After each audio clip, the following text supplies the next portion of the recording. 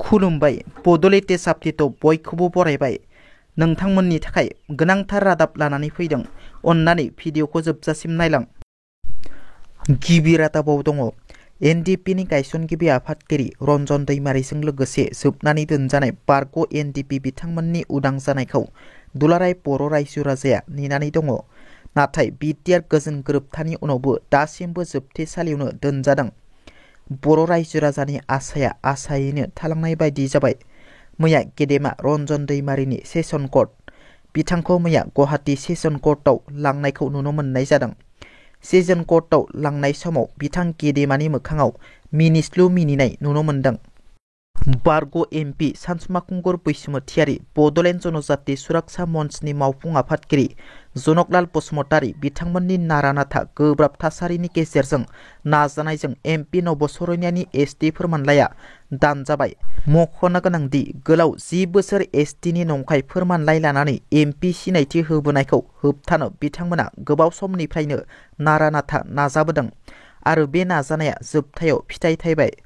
गोबाव सम नंखाय एसटिनि फोरमानलाइ लानानै एमपि जाबोनाय नबसरनियाया गुवाहाटी गोजौ बिजिरसालिनि बिथोनजों मोनसे गोजौ थाखोनि नायबिजिरनायनि उनाव नबसरनियाया बर' कसारी नङा होनना फोरमान जायो आरो बिथांनि एसटि फोरमानलाइया दानजायो।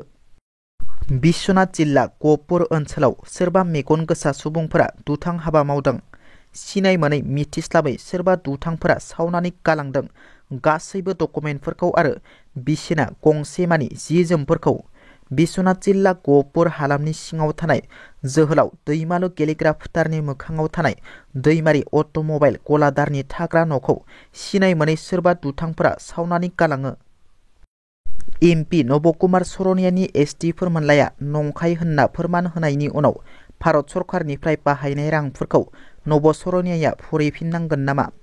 नबकुमार सरनियाया नंखाय एसटिनि सार्टिफिकेट लानानै गोलाव बोसोर एसटिनि मोनथायखौ सिनायनि दायाव गोलाव बोसोर जेल जानांगोन नामा?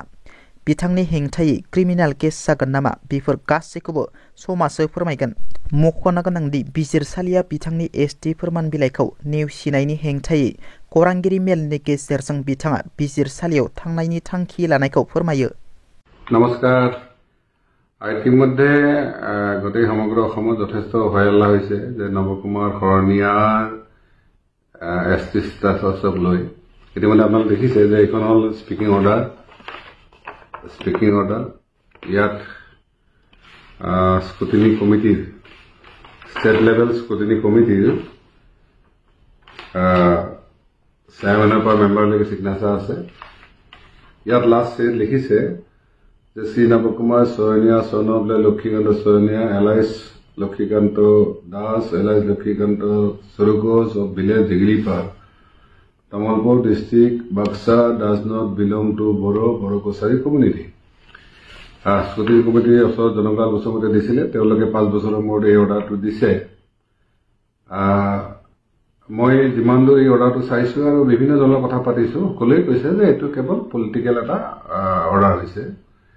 কাৰণ ইয়াত জনকলাল বসুমতাৰীয়ে যিটো এপিল কৰিছিল তাৰপিছত আমিও ইয়াত প্ৰেজেণ্টেশ্যন দিছিলোঁ, তাৰপিছত এই অৰ্ডাৰটো দিছে।